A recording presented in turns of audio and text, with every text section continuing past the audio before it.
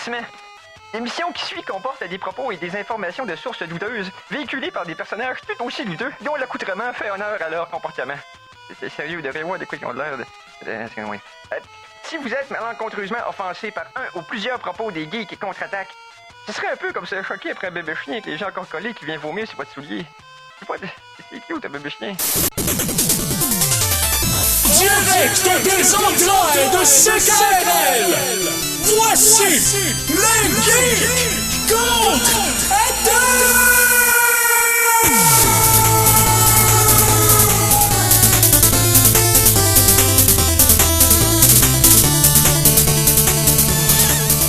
Samedi, le 27 août 2022.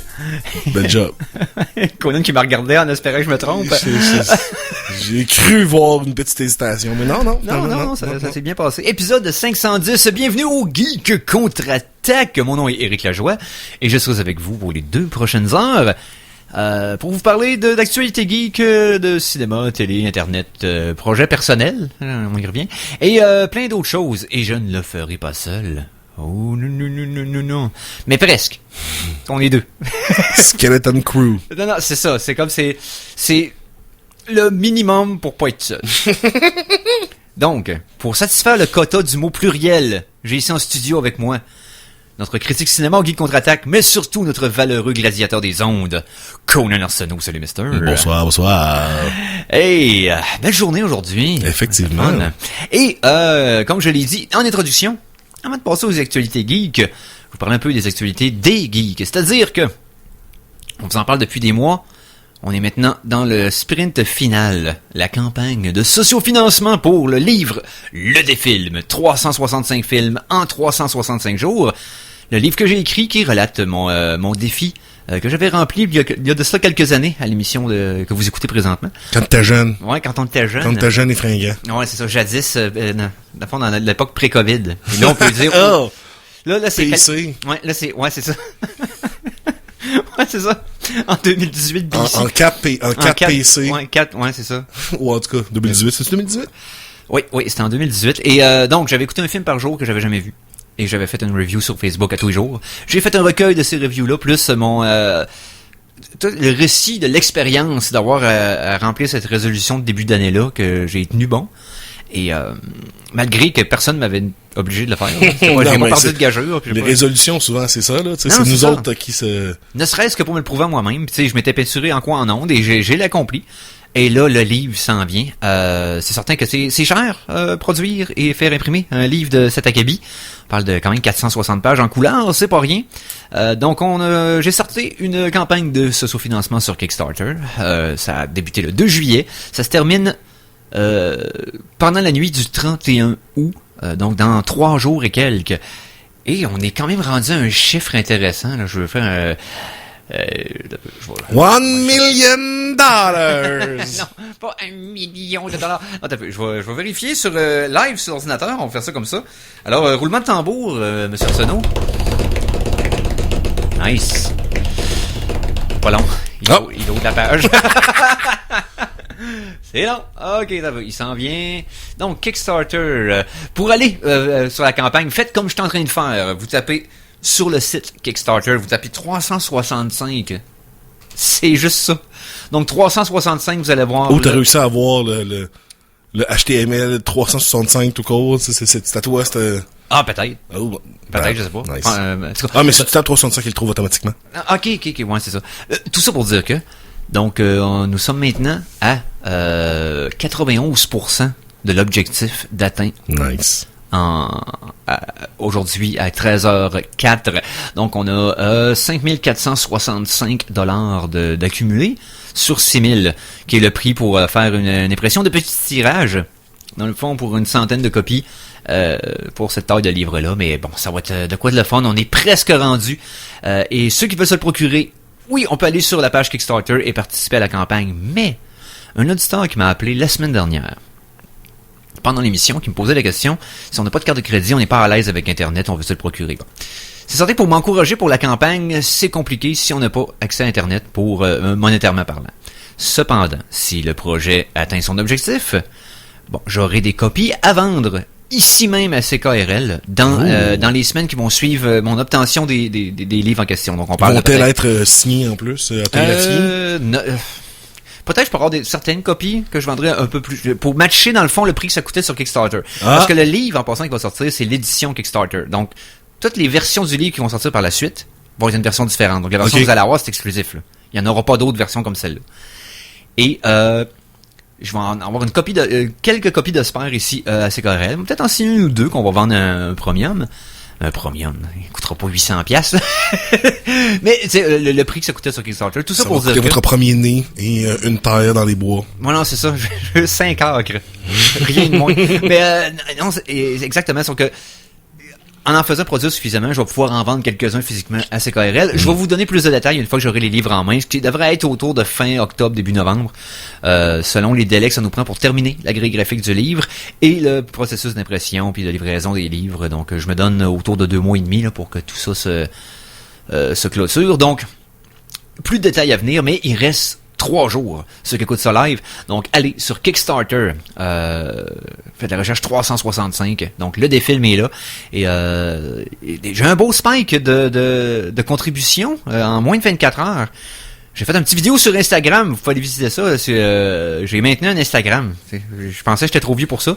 Je le suis, mais je pensais que je l'étais aussi. Et donc, Éric Lajoie, LGCA, sur Instagram. Je pose des vidéos là, pendant la campagne du défilm. Et apparemment, j'ai menacé un cornet de crème glacée vide. Les autorités ont été averties, je pense. Donc, un acte de terrorisme culinaire que j'ai accompli sur Instagram. Et apparemment, ça m'a donné presque 500$ en moins de 24 heures. Donc, est-ce que je vais continuer à mettre la vie en péril de différents aliments dans les prochains jours? Ça reste à suivre. Ça reste à suivre.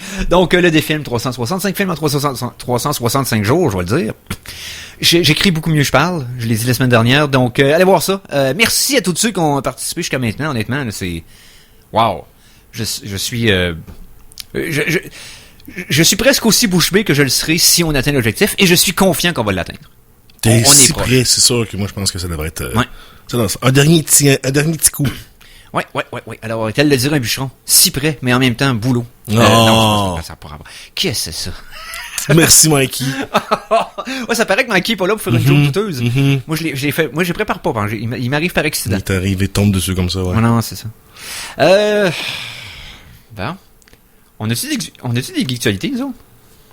C'est ça que c'est ça que j'essaie de voir, mais il n'y a rien vraiment que je trouve intéressant vraiment. Mais quoi que c'est pas vrai, il y a une affaire que je suis en train de lire puis. Ah ouais? Ben prends le temps de lire comme faut. Ouais. Pour apprécier les meilleures sources d'informations, vous devez vous exposer au pire. Voici les geektualités.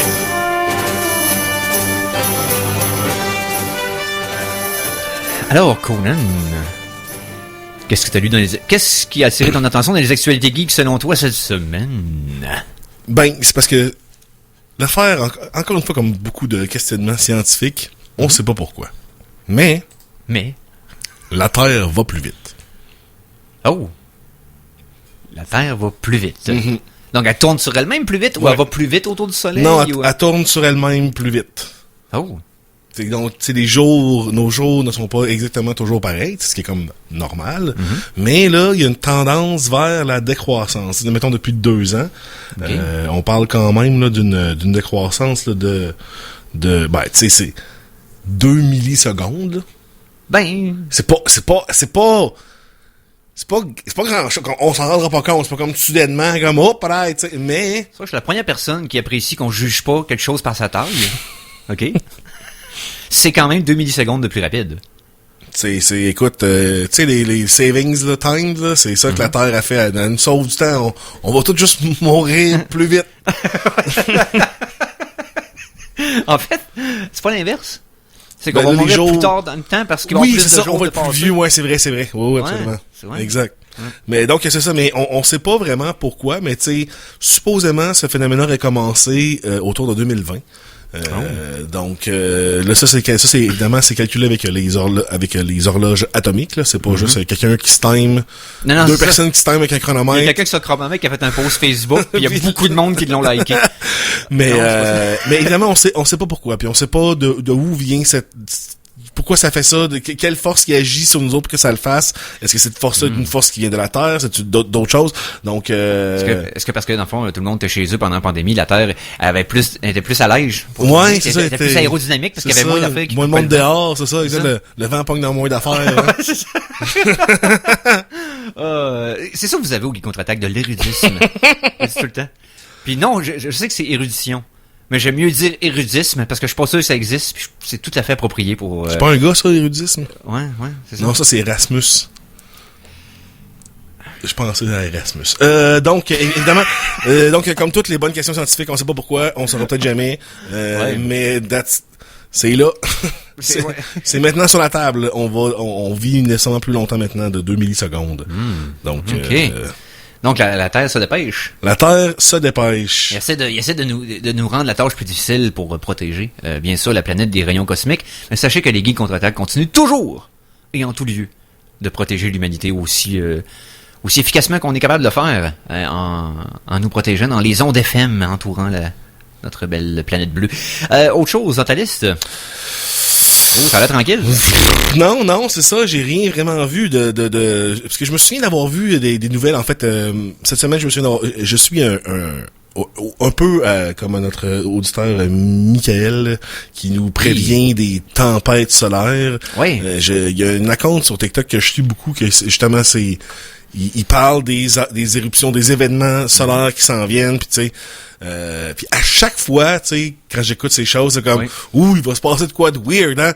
Puis non, pas vraiment, là, tu sais, mais je finis toujours par me faire comme oui, c'est vrai que cette journée-là, je me sentais pas très bien. C'est une journée que j'étais pas aligné comme disons avec le soleil, là, tu sais. Ben, je sais pas si tu savais, faudrait que je vais parler. OK, avertissement. Eric va parler à travers son chapeau pendant les 3 prochaines minutes.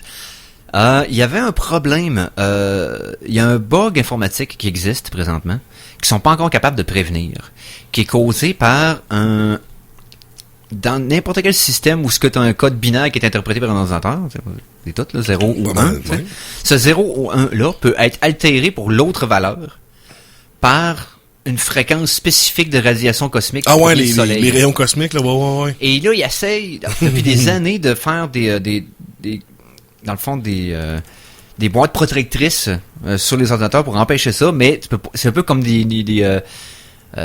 neutrinos, là, dans le fond, que ça passe à travers de tout. Ils sont pas capables de protéger de ça. Et ça peut causer des problèmes aussi insignifiants que graves, tout dépendant de quelle valeur passe de 0 à 1 c'est ça, ou exact, pas. Si c'est la switch qui va faire que la bombe part, ben voilà. Mais ça fait en sorte que depuis plusieurs années, dans le fond, quand ils construisent quand ils construisent des motherboards, des chips, tout ça, il y a genre un certain pourcentage de ces données-là qui sont mises supplémentaires en procession pour un fail-safe, que s'il y en a une qui est pas sûre, il y a un double-check qui se fait pour voir s'ils sont tous corrects, puis s'il y en a une qui est pas bonne, puis que les 2-3 autres tests sont bonnes, mais il élimine la mauvaise valeur. Ah ouais, ok, ouais. Et ça, c'est fait pour contrer ça en attendant qu'ils trouvent une façon de le protéger. Mais j'ai pas des détails plus le fun. C'est Eric, ça. Hein? C'est moi. Ce qu'on va faire, ok? Fait que là, est-ce que tu me dis que si, mettons, ce héros-là, il me tombait dessus, j'aurais peut-être des pouvoirs... Ouais. Des pouvoirs galactiques? Bah oui, hey. Parce que c'est rien que ça qui nous manque, là, les Geeks Contre-Attaque, une cape. Hein? Regarde, on va jouer au jeu préféré des Geeks Contre-Attaque des auditeurs, ainsi que de mes collaborateurs, c'est-à-dire on va jouer à Eric se ferme, puis on va écouter de la musique à la place. Donc allons-y avec la chanson de la semaine numéro 1. La chanson de la semaine! Alors, chanson de la semaine numéro 1. Et cette fois-ci, on va y aller avec... laisse-moi deviner. Un site internet sur lequel il y aurait de la musique, des compilations, YouTube? musique gratuite. Oui, il y a aussi... mettons des remixes de jeux vidéo, mettons. Oui. Napster.com? Non, LimeWire. Mais... E-Donkey. On va sur Overclocked Remix, bien sûr. Cette semaine, la semaine dernière, en fait, sorti un réarrangement d'un vieux de la vieille. Un de ceux qui faisait des remixes au début du site en 98, que j'ai suivi depuis le début. Donc, McVaff, avec la pièce tirée du jeu Chrono Trigger, et qui est le thème de mon personnage préféré et du personnage préféré de plusieurs, donc Frog. Ouais, donc ça s'appelle Protector in Green. On écoute ça au Geek. Contre-attaque.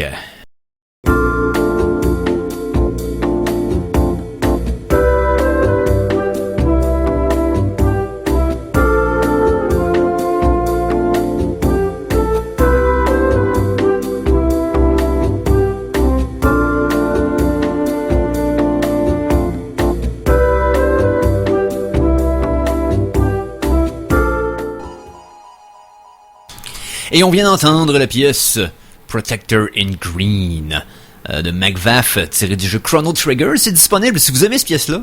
Vous pouvez la procurer tout à fait gratuitement dans le format que vous voulez sur le site ocremix.org. Maintenant, ce qu'on va faire, on va... écoute, il y a quelque chose qui s'en vient la semaine prochaine. Et la campagne de promotion s'est accentuée de façon agressive dans les dernières semaines. Et je suis toujours pas convaincu.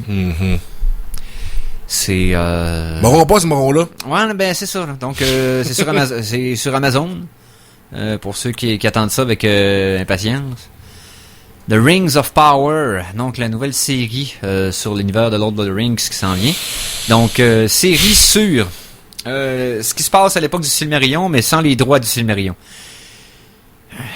La Forge des Anneaux et comment Sauron est devenu... Le film qui est basé sur les annexes du livre qui est pas à cette époque-là. En passant. Le film qui est basé sur des affaires qu'il a écrit comme... Tu sais, quand tu lis Lord of the Rings puis qu'il t'envoie un petit texte qui est en dessous de la page pour te le mettre en contexte, hein, c'est ces petits textes de contexte-là qui ont le droit d'exploiter pour faire la série parce qu'ils n'ont pas obtenu les droits pour le scénario. Tu sais, moi, la seule critique, dans le fond, à date que j'ai, sans avoir vu, évidemment, la série... Non, on l'a pas vu encore. La seule affaire qui me gosse, c'est que quand je regarde le trailer, j'ai pas une vibe de Lord of the Rings. Non. J'ai une vibe de super high fantasy, bien faite, bien produite, avec fantasy generic, là, avec des elfes, pis des affaires de même. Mais, là, tu me dis que tout ça, c'est l'univers de Lord of the Rings. Aïe, je sais pas. Non. Je le sais pas, man.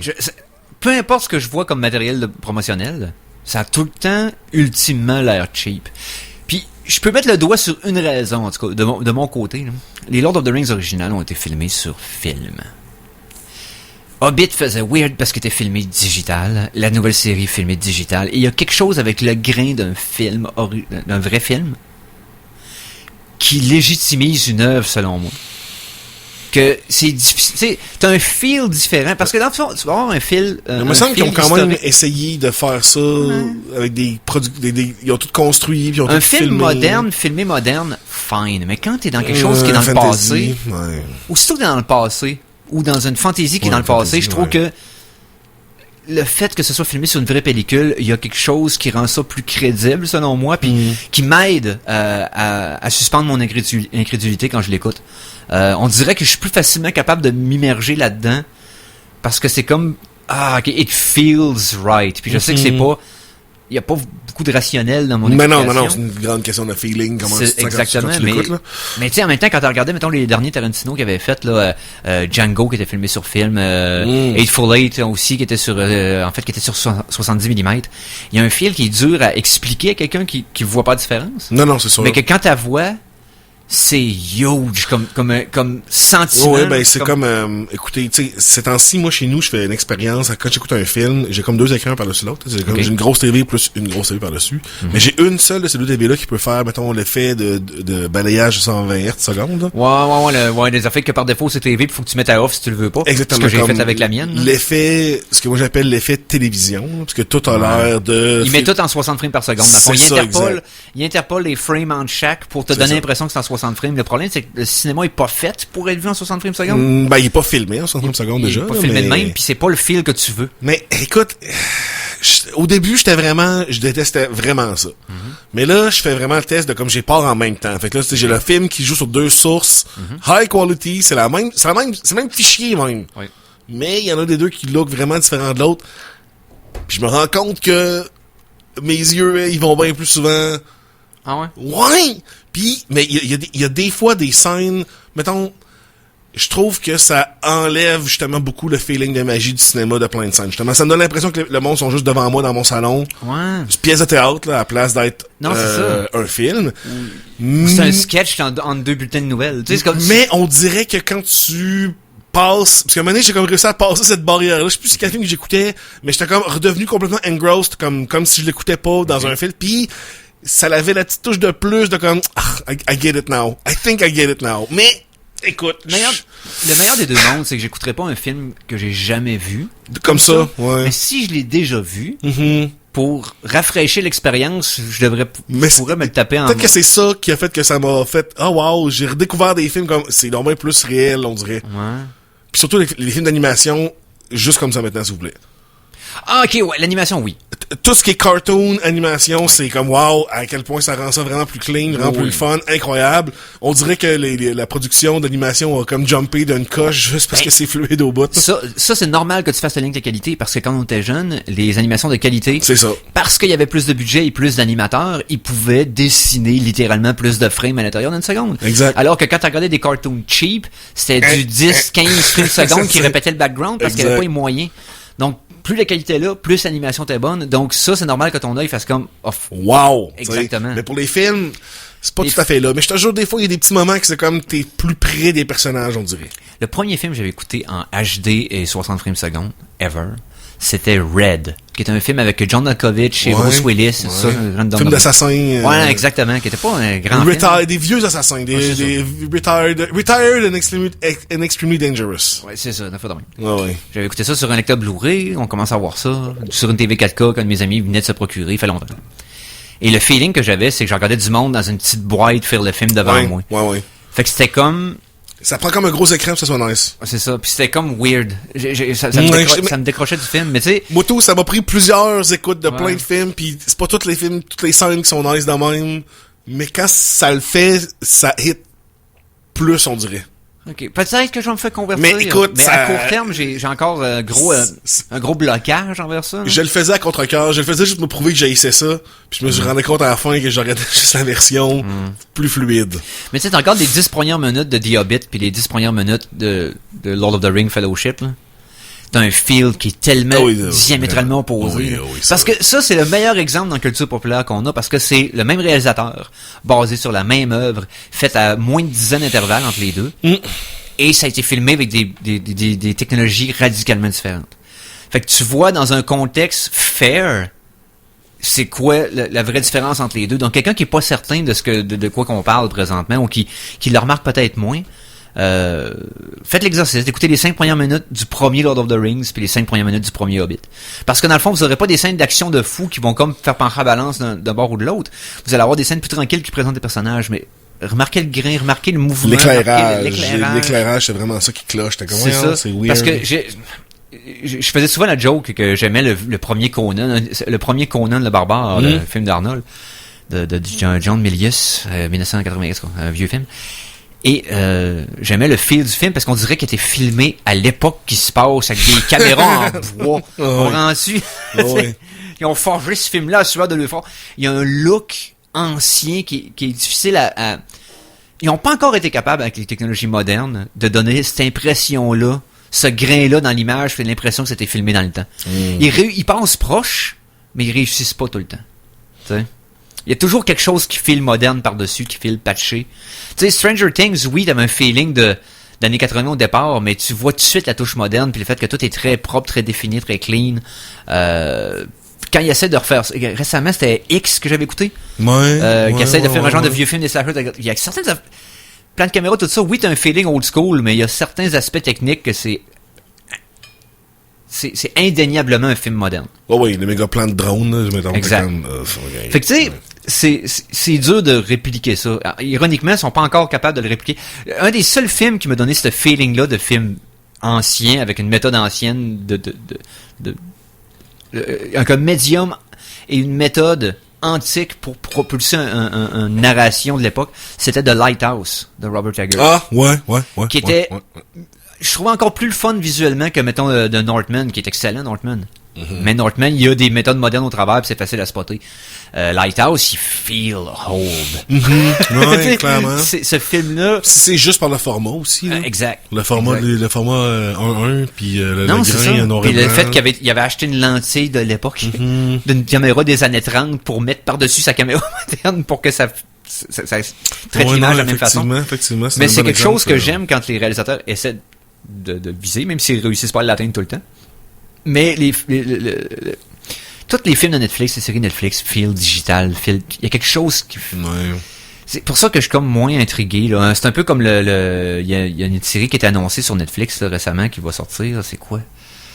C'est pas ça va, c'est sur HBO, là.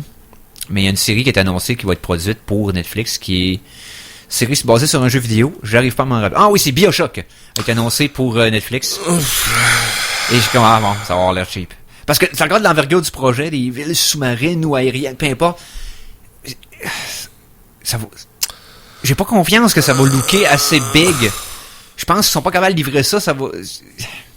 De quoi de plus modeste dans leur ambition, c'est bien, avec Netflix, mais quand tu essaies d'y aller à grand déploiement, tu vois, on dirait le manque d'envergure des studios qui sont parrainés par Netflix. C'est drôle, hein? Il manque quelque chose. J'avais oublié que Netflix faisait un film de BioShock, puis Ouais. honnêtement, là, je trouve que c'est un des moins bons choix de jeu. C'est parce que moi, personnellement, j'ai trouvé que l'affaire la plus puissante de BioShock, c'est le twist de la fin de, tu sais, Would you kindly? Mais cette affaire-là, man, cet impact-là, man, il est zéro présent, il est zéro là si tu suis juste quelqu'un faire des actions, puis à la fin, la personne dit, oh, tu t'es fait manipuler tout le long, haha! Ben, ok. non, mais Puis le c'est personnage s'est fait fourrer. C'est I que... guess. Non, c'est ça, c'est que parce que t'interagis, parce que c'est un médium interactif. Parce que c'est toi qui prends la décision de faire ce que Oui. tu fais, tu sais, puis là, tu te rends compte, oh my god, je me suis fait Spec manipuler tout Ops le The long, tu sais. Line serait pas un bon film, mais c'est un chef-d'œuvre de jeu vidéo. Parce qu'il joue avec toi en tant que joueur. Ouais. C'est Puis vrai. ta perception du gameplay pendant que tu joues, puis l'impact de tes propres actions. Fait que c'est certain que ça peut pas refléter. Regarde, c'est un beau concept. On va réfléchir à ce concept Je me compliqué demande là. quel jeu ça ferait un bon film, juste par le lore tout court, là. On a 3 minutes pour y penser. On fait une petite pause, on revient tout de suite après. Pour la suite des Geeks contre-attaque.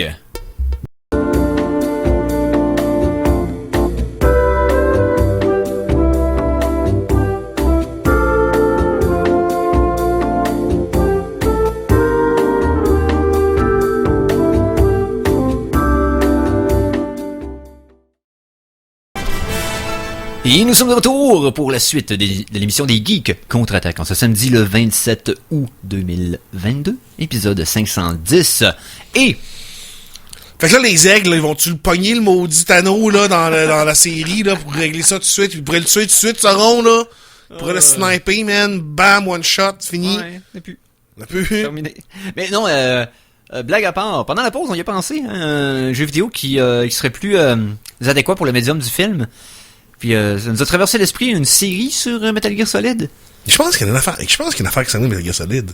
Avec, Le problème, c'est que j'ai plus confiance à ce que... Moon Knight. Ouais, c'est juste que j'ai plus confiance à ce que Konami vont faire, peu importe, ou ce qu'ils vont signer le nom en dessous, là.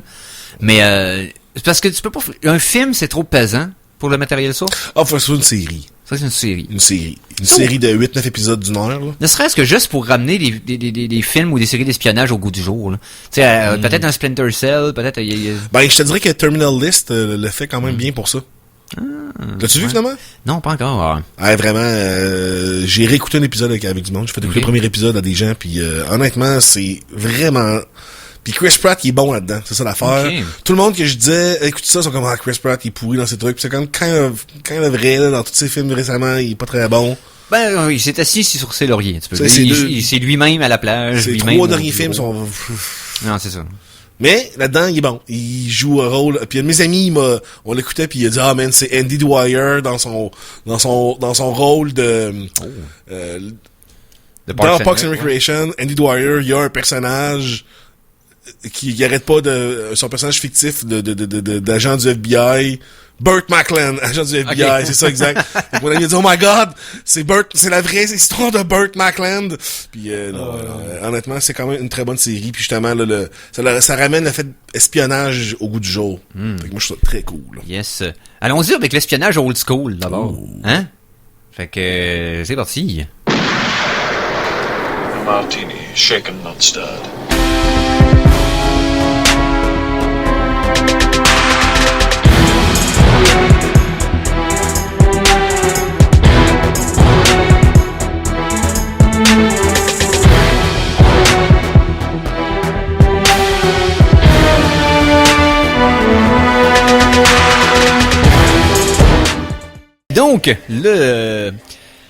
Donc, ma rétrospective des films de James Bond se poursuit. On est rendu à la semaine 14.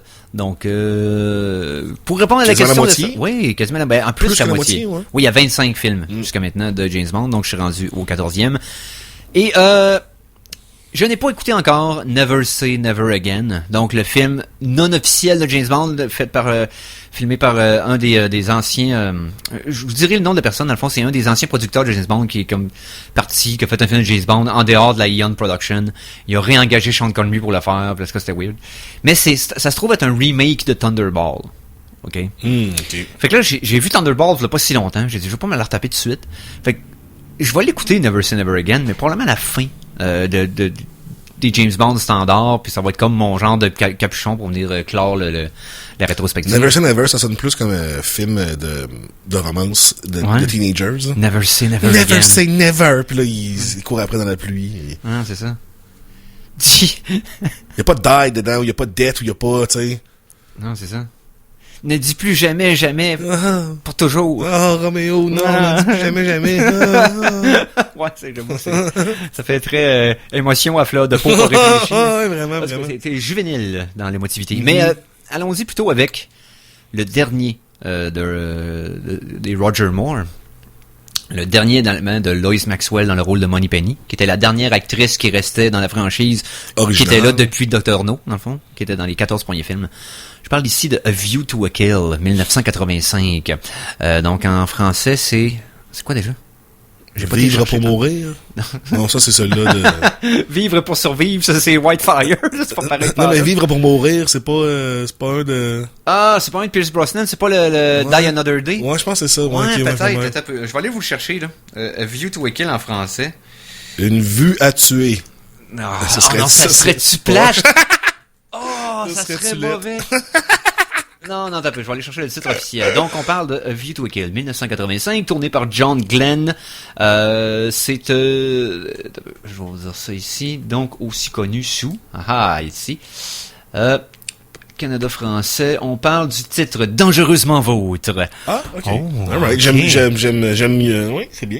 C'est bien. Dangereusement Vôtre, Roger Moore à la tête du film. Un budget de 30 millions de dollars. Un box-office de 152. Quand même. 6.3 sur IMDb. Roger Moore avait 57 ans au moment du tournage de ce film-là. Est-ce qu'il était trop vieux pour le rôle? Je pense que c'est rhétorique. Oui, La question se 57 répond ans, elle-même. là.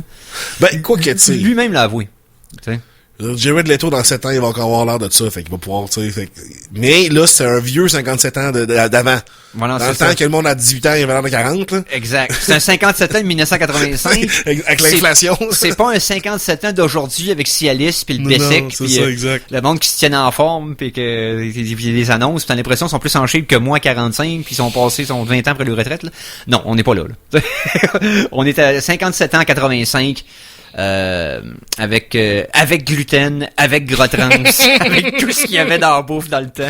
Avec les cigarettes recommandées par le docteur. Oh ouais, là, c'est ça. Là. C'est des cigarettes dans les restaurants, dans les hôpitaux, partout. Là. Ah, C'était un 57 ans il avait vu neiger. Là. Quand les chars venaient avec des cendriers. Oh, ouais.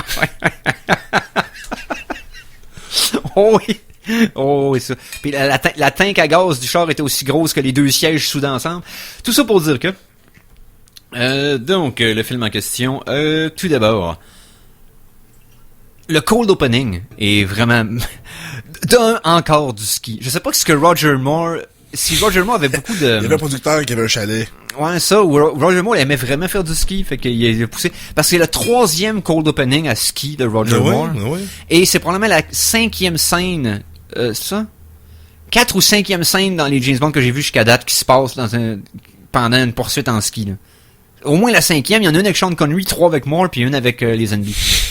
Donc, faut tout qu'il aille la leur. James Bond aime la descente. Hein? Idéalement. Ouais, dangereusement luire. Hein? Non, ça c'est pas ça. Parce que vôtre, oui, à ok, genre dangereusement. Vôtre, mais loin, à lui, ouais. Oh my god. Lui, non, c'est ça. Je pense que non. J'ai inventé ça. Là. Donc, mis à part ma façon très douteuse de conjuguer, on poursuit avec les statistiques. Donc, intro qui se passe, comme je disais, encore en ski, mais il fait également du skidoo parce qu'il se fait péter un ski par une roquette. Après ça, le skidoo se plante, il ramasse le patin du skidoo puis il se met à faire du snowboard, man. Puis il fait un move, là, un move de halfpipe. Là, j'étais comme, yeah! Et là, il starte la tune de California Girl de Beach Boy. OK. Dans un James Bond. J'étais comme, du surf des neiges. J'étais en train d'avoir du fun, pis ça a fait que, Et ça résume un peu mon expérience avec le reste du film. L'intro est quand même cool. Et quand arrive la vraie intro, c'est-à-dire le titre avec la toune, les silhouettes de filles avec les néons, pis tout, c'est une des meilleures c'est la meilleure intro de toutes les bandes de Moore par 1000. Parce que la toune, puis je vais vous la faire jouer tout à l'heure, c'est A View to a Kill de Duran Duran. Là, c'était un autre mode. Là, on n'a pas les 5 derniers films que c'était des tunes que t'as l'impression qu'ils jouaient en background quand tu lisais un roman Harlequin. Non. C'était pas les thèmes de Feu de l'amour, James Bond, là. C'était vraiment... Il y a du guts. Ah non, c'est ça. Il y a un petit peu de oomph. Vraiment, l'intro est kékasse. Honnêtement, là, indisponible sur YouTube d'ailleurs. Fallait l'avoir, l'extrait quelque part sur YouTube, là, juste l'intro, là. Elle est le fun. Il y a quelque chose de viscéralement trippant parce que la tonne est bonne. Puis là, t'as des visuels un petit peu plus innovateurs que dans les 3-4 dernières intros des James Bond que j'ai vues. Fait que là, j'étais comme, ok, ça va bien. C'est le fun. Le cold opening était crazy. La tonne est bonne. L'intro est bonne. Ça part bien, tu sais. Et, bon. Les pays visités dans ce film-là, on parle de la Sibérie. En Union soviétique, on n'était pas en Russie encore. On parle de Paris en France et de San Francisco aux États-Unis. Scène iconique à la toute fin d'ailleurs par rapport au paysage de San Francisco.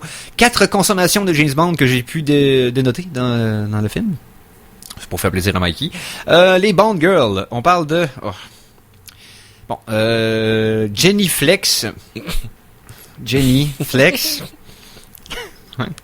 Mayday, qui est aussi une antagoniste, Paula Ivanova, qui était supposée être une agente russe qui revenait d'un des anciens films de James Bond, qui était, je me rappelle pas de son nom, celle qui était dans The Spy Who Loved Me, puis l'actrice Barbara Bach avait refusé de revenir, fait qu'ils en ont inventé une nouvelle. Et Stacy Sutton, qui allait pas avoir de nom à guicheur. C'est pas le nom d'actrice, ça? Non, pas le nom, c'est le nom du personnage. Peut-être que Stacy, ça va être peut-être sulfureux dans le temps. Et c'est une des pires actrices à date que j'ai vues dans le rôle d'une Bond Girl. Oh non. C'est parce qu'elle est tellement pas bonne.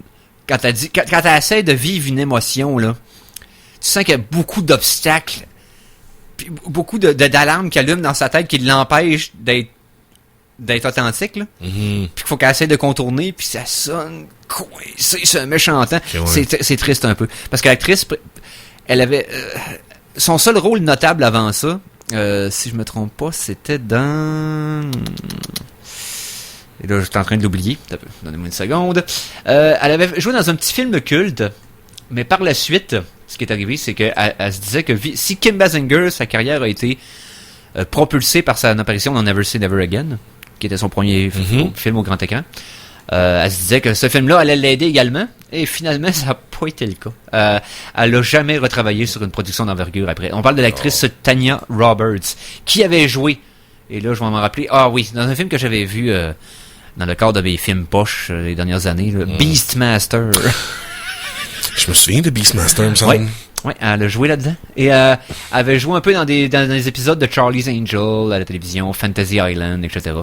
Et là, et elle jouait aussi... Sheena, qui est un autre film poche weird que j'ai pas écouté encore, là, qui est dans ma liste. Là.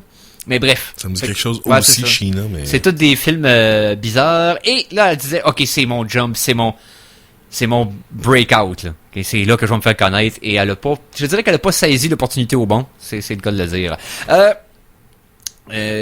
Pour ce qui est de Mayday, c'est le rôle de Grace Jones. Ah, ok. Qui était une chanteuse et danseuse variété, tout ça. Et qui était son premier rôle au grand écran aussi. Qui a une présence quand même assez notable dans le film. Non, c'est pas une actrice de profession. T'as pas Grace Jones, c'est pas le mannequin qui joue dans Conan oui, le Barbare? Conan, le Destroyer, c'est le 12e? C'est elle? Non, c'est je la donne, nice. C'est ça, mais elle était plus connue parce qu'elle avait une carrière musicale, tu sais. Mais, c'est pas une mannequin plus qu'une... C'est une mannequin, je pense que c'est une mannequin. Ouais, je pense que c'est une mannequin. Parce que, il me semble que dans ma tête, c'est une mannequin. Ça se peut que ça soit aussi une artiste de musique, là. Bref. C'était les buzzés, elle était pas nécessairement une actrice, mais elle se débrouille bien avec le rôle qu'elle a dans les mains. Puis surtout qu'elle a un casting vraiment particulier. Elle a le casting dans le sens que je pense qu'ils ont écrit le rôle autour d'elle. Et pour notre antagoniste principal, qui s'appelle Max Zorin, c'est un rôle qui avait été écrit pour David Bowie. Il a refusé pour aller tourner le Labyrinthe. Bon choix. Ah, quand même, ben oui. Bon choix, qui est un bien meilleur film que View to a Kill, pour être franc. Max Zorin qui est interprété par Christopher Walken. Donc oui, mesdames et messieurs, on a Christopher Walken comme bad guy à James Bond. Et dans un rôle sans réplique, le bodyguard du colonel Gogol, qui est un personnage récurrent, un agent russe, dans le fond, un ministre russe, qui travaille avec MI6.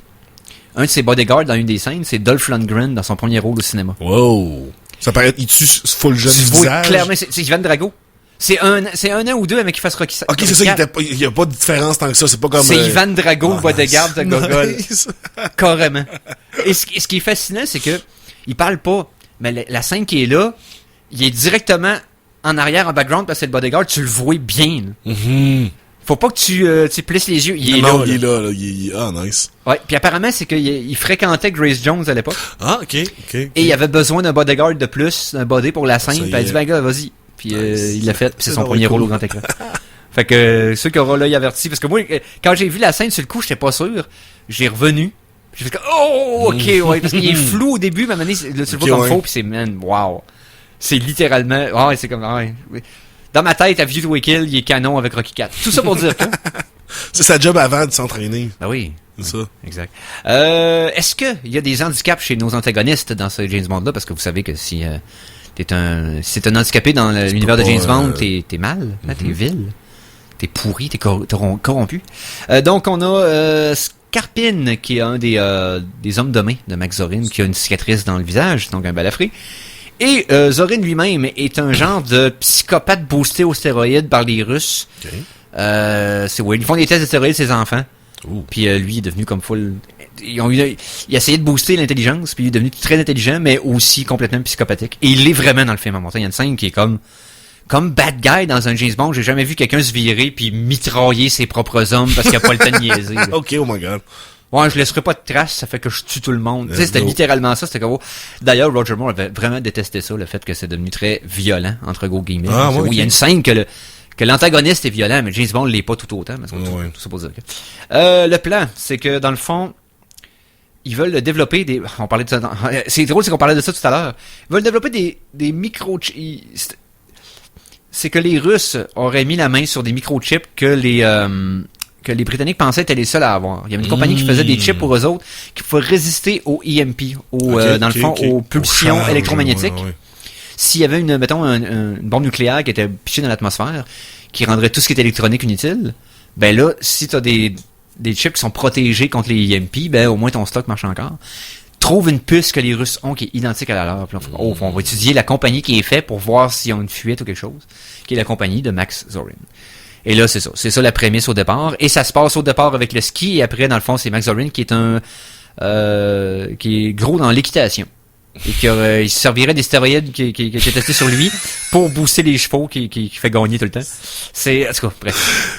C'est le... Wow! Ouais, stéroïde band. Qu'est-ce que...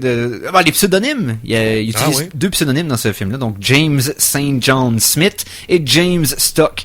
Parce qu'il y aura du trop l'âge pour changer son prénom. James Stock. Ouais. James Stock, journaliste. Et James St. John Smith, qui est un... Smite, excuse-moi, St. John Smite, qui est un acheteur potentiel de talent.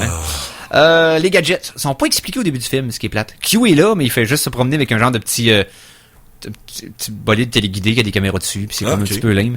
Mais il utilise genre une bague qui prend des photos, des lunettes qui voient mieux à travers des fenêtres. J'ai pas compris celle-là. Soit des lunettes anti-polarisation, c'est des lunettes que tu vois à travers les fenêtres qui reflètent trop. Ouais, c'est ça, quand il y a trop un reflet capable d'enlever le reflet. Genre fouine, tu vois à travers. C'est ça, des lunettes anti-reflet, mais tu sais, de l'autre bord. Et une carte de crédit électronique qui déborde les fenêtres, tu vois. Tu vois, bref, les gadgets, c'est pas là que ça se passe dans ce film-là. Grosso modo, la première moitié du film est vraiment cool. Vraiment cool. J'ai aimé les scènes d'action, entre autres des poursuites, poursuites en taxi volé contre un parachute qui a jumpé de la tour Eiffel, puis que le char ça fait scraper de façon plus intensive, plus que la poursuite continue, que j'ai trouvé le fun, ou ce que c'était en France, puis James Bond se fait insulter en français par plein de monde, j'ai trouvé ça hilarant. C'est vrai français ou c'est... Oui, la plupart. Ouais. La plupart. Il y en a une couple que non, mais il y en a en fond ton bubble. Voilà, c'est ça cette affaire-là. Les stunts sont vraiment cool. Maintenant, il se fait passer pour mort dans un accident. Il se fait domper dans un char sous l'eau. Puis pour pas remonter à la surface tout de suite puis se faire poigner, il dessouffle le pneu puis il respire pour sauver. Ah oui, je me souviens d'avoir vu ça. Là, il respire avec l'air comprimé. Ouais. Mythbuster d'ailleurs avait essayé de. Oui, ok, c'est ça. Ils se sont rendus compte que c'était impossible. C'est pour ça que j'ai la en tête. Ça a l'air clever, mais ça l'est pas vraiment. Ouais, c'est il y a une poursuite en truck de pompier qui est complètement inutile à un moment donné. Où c'est que James Bond s'en va sur l'échelle pour aucune raison, sinon que quand l'échelle se décroche, ben là il est accroché après puis traverse la rue. Mais initialement, tu sais même pas pourquoi il est allé là. Le thème musical revient dans le film, mais c'est intéressant de la façon qu'il le réutilise. Au lieu d'être juste à spammer la même tune ou de le faire chanter par une chanteuse de cabaret comme dans Live and Let Die, ce qui était purement malaisant. Dans ce cas-ci, il réinterprète le thème de Duran Duran, mais avec des différents tons orchestraux qui vont fitter avec la scène. Okay. Exemple, sont dans un genre de banquet, tu vas avoir une version très baroque qui va jouer en background de la même tune. Après ça, une scène plus épique où ce qui sauve quelqu'un d'un feu, puis là t'as une version orchestrale cinématique. Honnêtement, vraiment bien utilisé pour le thème sonore. La finale qui se passe sur le top du Golden Gate Bridge est vraiment cool aussi. Honnêtement, mais le rythme est tellement inégal. C'est parce que le film est super cool pendant la première demi-heure, la première heure. Puis à un moment donné, il tombe dans une affaire d'enquête avec parce que la Bond Girl principale, Stacy, là, qui s'est pas actée, il la croise juste en deuxième heure du film. Il la voit 1 minute dans la première moitié du film, mais là, quand il commence à interagir avec, faire une enquête sur qu'est-ce qui se passe avec les causes de pétrole, puis la faille de San Andreas, puis parce qu'il veut comme détruire Silicon Valley au complet avec un rang de raz-de-marée, c'est weird, ça marche pas. Et tout ça le film tombe sur le bric-à-bras complètement.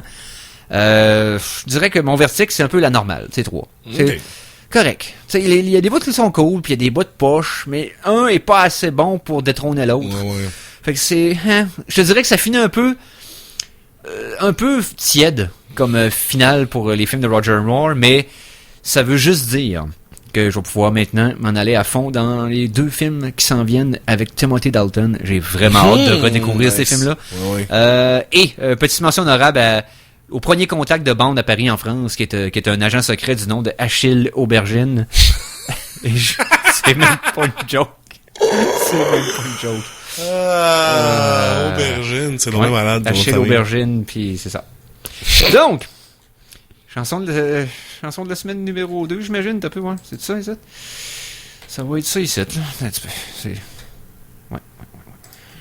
La chanson de la semaine 2!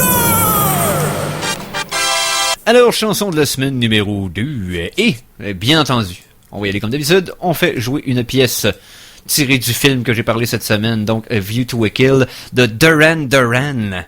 Duran. On écoute ça au 1985, bien sûr, au Geek Contre-Attaque.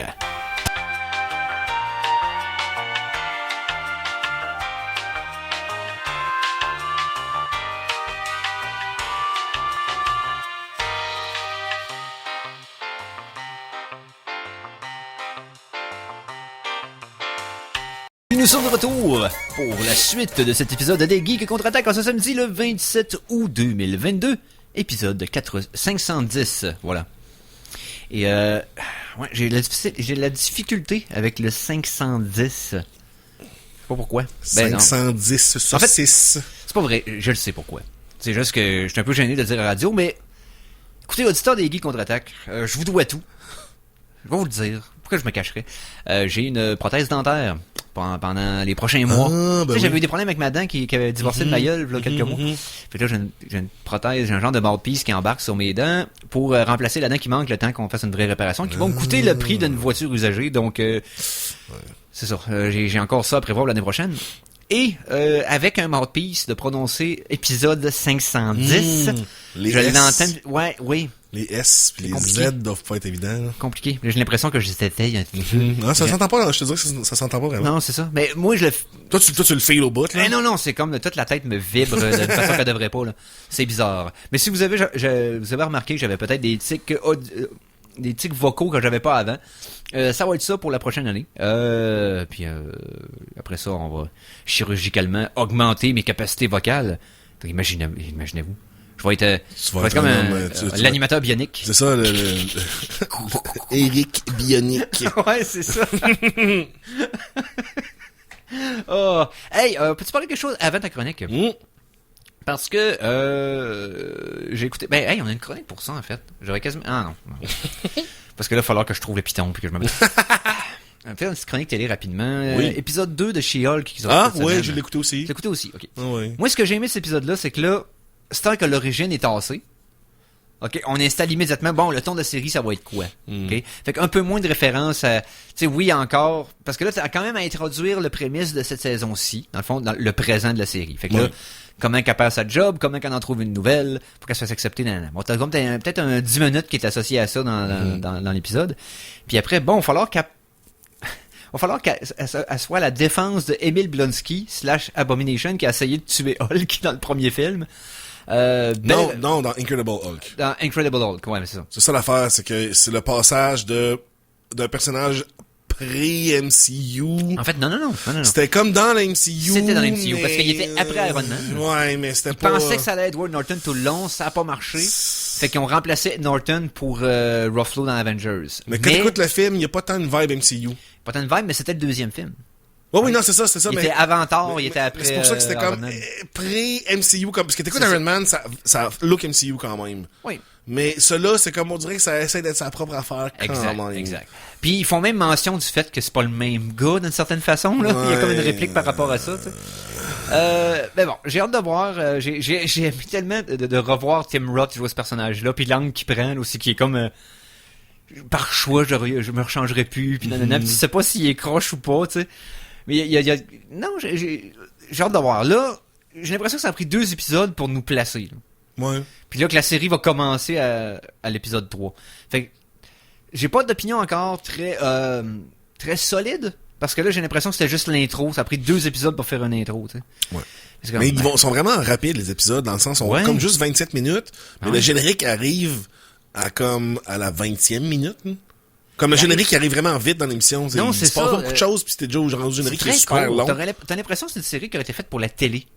Right? Mais télé dans le temps. Télé traditionnelle, comme, 27 minutes.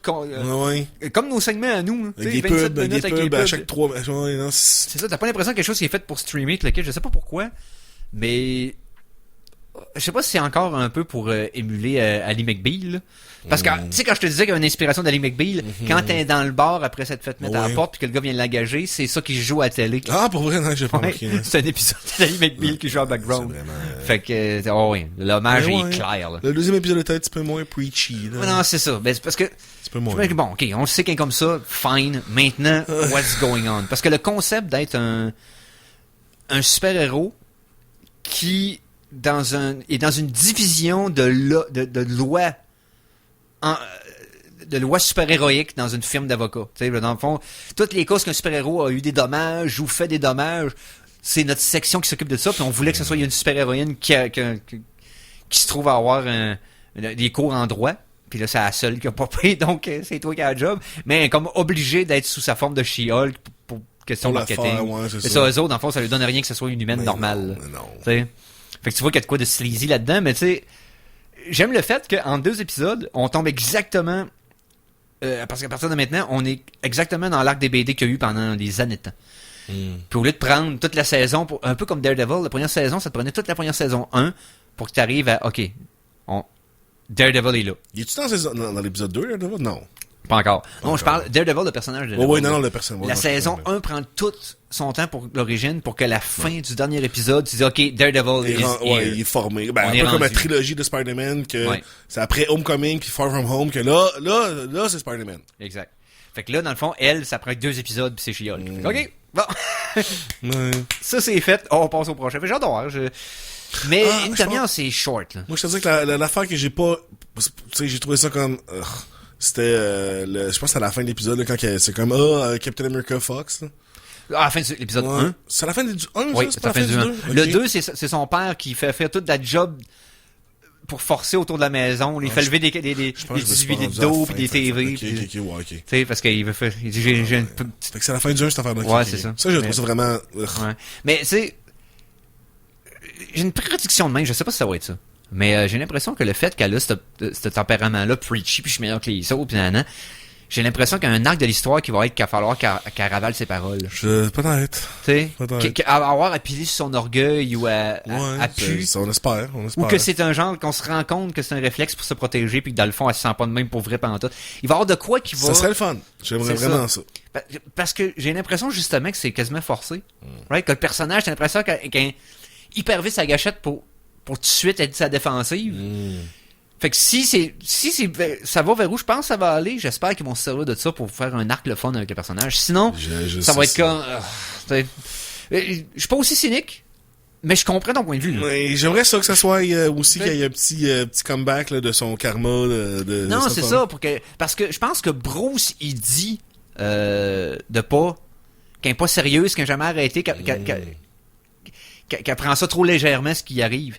Pour ça que c'est un peu mon hint que ça va revenir pour la baïté, puis qu'elle va peut-être plus légitimement comprendre sa situation, puis arrêter d'être dick avec tout le monde autour. Là, tu sais, c'est comme, bon, on va voir. Je donne la chance, mais j'ai mes réserves aussi.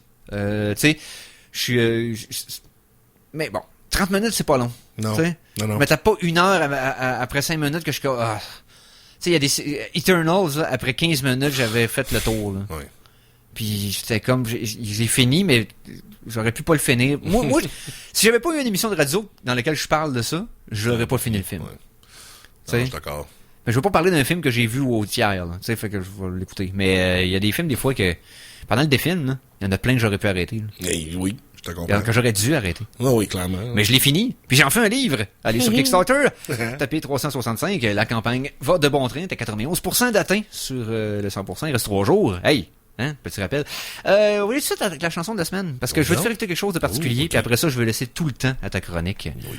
Donc, allons-y dans 3, 2, 1. C'est parti. La chanson de la semaine 3! Alors, chanson de la semaine numéro 3. Et là, c'est un grand retour au Geek Contre-Attaque. Oh. Chanson douteuse de la semaine. Non. Et quand je dis un grand retour, ça veut dire que c'est un artiste qu'on a fait jouer souvent, que j'apprécie, peut-être que je suis le seul. Est-ce que c'est un barde?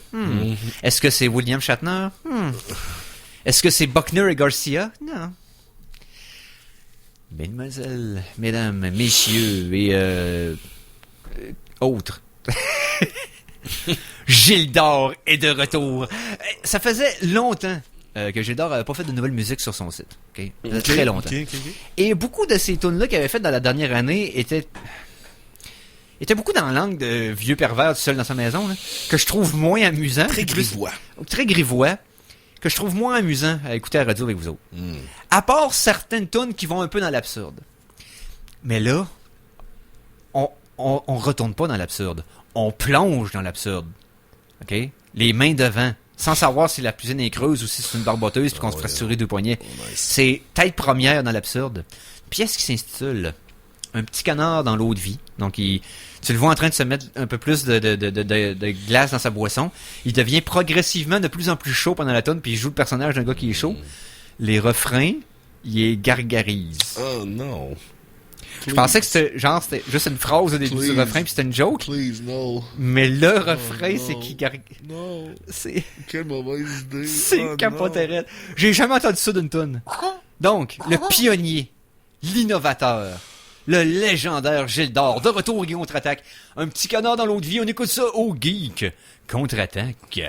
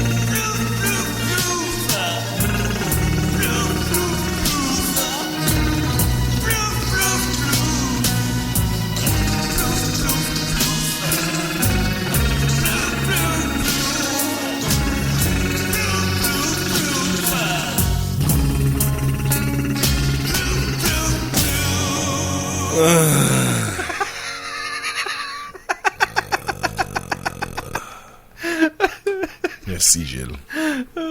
De rien. Mais non, écoute, Gilles, il l'échappe, là.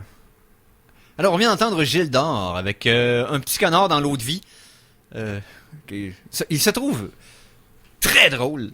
Et faut savoir à quel niveau qu'on se situe, nous, par rapport à lui. Fait que ça se peut que vous trouvez ça aussi drôle que lui trouve ça drôle. Ça se peut que non. Conan puis moi, on n'était pas au même level. Pendant toi. Mais reste que c'était... Moi, je trouve ça... je suis content que ça soit de retour dans ses grands concepts. Donc, Gilles d'Or qui nous gargarise un refrain extraordinaire. Tu connais dans l'autre vie. En plus, qu'il fausse exprès pour avoir l'air chaud. C'est brillant. Ou Moi, je pense que c'était ça le plus dur. C'était la fausse take de je suis tellement chaud, je peux pas être. Ouais. Alors que, tu sais, le faussage est pas si loin que ça, Gilles. T'as pas besoin de. Tu sais, il y a des fois que. Tu sais, je me rappelle de certaines notes qu'on a fait jouer, tu sais, ils passent proches. Là. Fait que, tu sais, il y avait juste besoin de se laisser aller un petit peu, juste lousser les articulations. Reste que.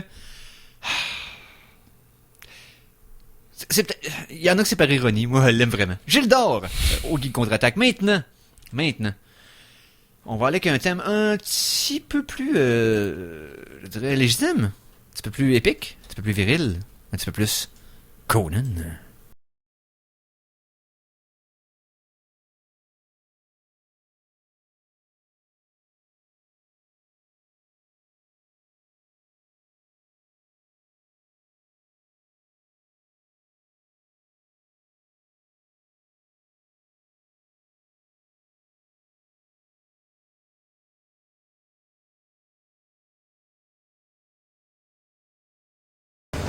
Alors, salut Conan. Qu'est-ce que t'as écouté cette semaine? J'en ai écouté quand même pas mal les affaires, parce que je me suis rendu compte qu'il y a des choses que j'avais pas parlé de la semaine passée, que j'avais eu le temps d'écouter aussi. Okay. Je vais continuer avec la télévision en fait un petit peu. J'ai là ce temps-ci dans une espèce de mood là, que je réécoute plein de choses, mais aussi que j'écoute des affaires que j'avais jamais vues dans le temps. Et là j'ai écouté la série animé de mid 90 qui est passé sur les ondes de MTV. Je parle ici de Aeon Flux.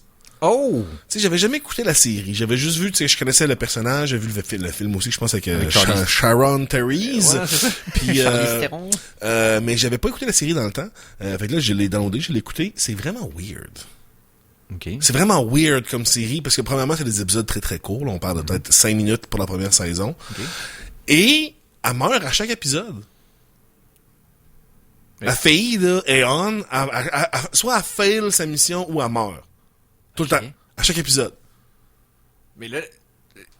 Puis y a pas de backstory vraiment, y a pas de paroles vraiment qui sont échangées dans la première saison. C'est vraiment juste elle, mettons, qui, tu sais, vois qu'elle va à bord d'un train pour essayer de tuer quelqu'un, mais finalement, elle se fait tuer parce qu'elle tombe en bas du train. Mais là, quel élément dans la prémisse permet qu'elle meure et revienne constamment? C'est pas expliqué? Non, jamais. What? Non, c'est ça que je trouve vraiment weird. C'est comme des petites missions, puis elle a fail à chaque fois, puis elle meurt à chaque fois. OK. Mais c'est esthétique, puis c'est weird, puis c'est vraiment... Le style de dessin avait l'air particulier. Oui, ça avait l'air très unique. Ça, y a rien d'autre qui ressemble à ça. Mais au point de vue, tu sais, de ce qui se passe, puis du lore, de comment ça marche cet univers-là, j'étais comme, OK. C'est vraiment... C'est très 90s. Comme, tu sais, c'est des petites aventures qui ont comme pas rapport, mais du même personnage, mais à chaque fois. Mais, tu sais... Mais ça, c'est la saison 1 seulement. La 2, là, c'est vraiment plus les personnages que je parle. Il y a plus une organisation, puis c'est un assassin, puis tout. Pis... J'ai pas écouté la saison 2, mais je pense qu'elle meurt pas à chaque épisode. Parce que c'est pas comme, mettons, si tu disais que c'est un clone ou pas. C'est vraiment, il y a pas de parole, pis c'est juste elle qui commence sa mission, puis elle meurt. C'est tombé weird. Puis je me suis aussi relancé dans l'écoute d'une série qui, tu sais, a toujours été dans mes tops, dans mon cœur, mais là, en le réécoutant, c'est comme... C'est brillant à... tellement de niveaux cette série-là, puis c'est Malcolm in the Middle. Oh! Ça n'a pas de sens comment... Tu sais, c'est une série qui date de 20 ans, cette série-là, quand même, là. La saison 1 a l'air d'une série qui est sortie hier. Oh! À ce point-là? Le traitement de l'image, le traitement de... Parce qu'en plus, mettons, quand tu remets ça en contexte, dans ce temps-là, ce qui sortait, c'était Seinfeld, puis Friends, puis Everybody Loves Raymond, puis... toutes des pas mauvais sitcoms, mais qui sont toutes qui suivent sensiblement toute la même formule. Une cam, pis tu sais, pas beaucoup de changements quand il y en a.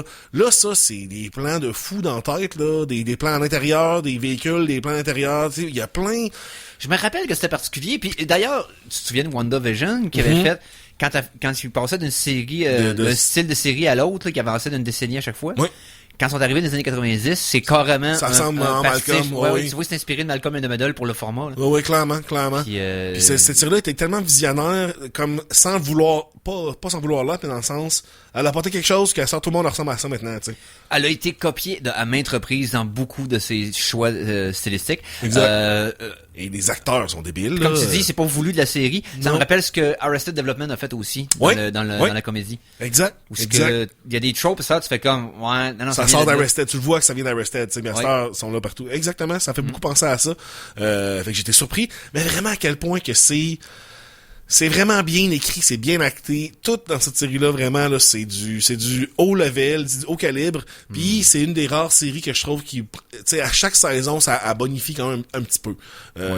C'est pas, ça va pas, la 7e saison est pas comme l'affaire la plus haute du monde, mais les personnages les acteurs vieillissent, les personnages vieillissent. Ils ont vraiment un peu comme Modern Family, pris l'histoire des acteurs dans la vraie vie puis essayer de faire de quoi avec ça. C'est vraiment là, cette série-là est wholesome, c'est clever, c'est moi je trouve que Bryan Cranston dans cette série-là, il est peut-être meilleur que dans Breaking Bad. Je peux pas dire qu'il est meilleur, mais il monte tellement un range de fou que tu sais c'est incroyable de se dire ce gars-là C'est après que va faire on aurait dû, quand Breaking Bad a commencé, on aurait dû s'attendre à ce que ça...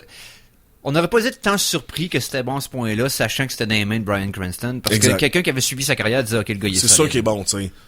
Même que c'est surprenant de voir à quel point il passait de quelqu'un de lovely à quelqu'un qui peut être super dangereux, tu sais. Exact. Puis t'es comme, oh my god, il y a ça, ce gars-là. Mais quand tu le vois dans Hal, t'es comme, ben oui, c'est clair. Là, Mais tu sais, qu'il a été dans 2 séries qui ont fait plus que 5 ou 6 saisons, qui sont tous les deux appréciés de la critique et qui ont un suivi de fans cultes.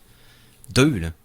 Tu sais, pas grand acteur de télé qui peut se vanter d'avoir été dans une, encore moins dans 2. Non, c'est vrai. Tu sais, puis que ça a assez bien vieilli sa performance pour pas que le monde le voit de façon de plus ironique ou sarcastique aujourd'hui ou cynique. Non, pas du tout.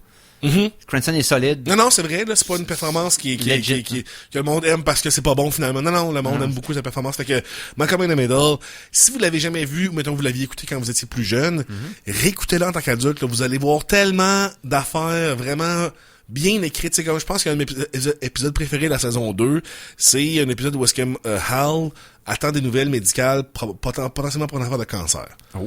Mais dans l'épisode, cette affaire-là est toujours en background, dans le sens que tu vois Hal parler avec Lois, puis les mots qu'ils se disent quand tu sais c'est une affaire médicale, que t'es en adulte, t'es comme, ouf, c'est quand même important. Mais les enfants, eux autres, là, ils s'en foutent, là, ils font juste vivre leur vie de kids, ils courent partout, puis des pétards, puis tu sais.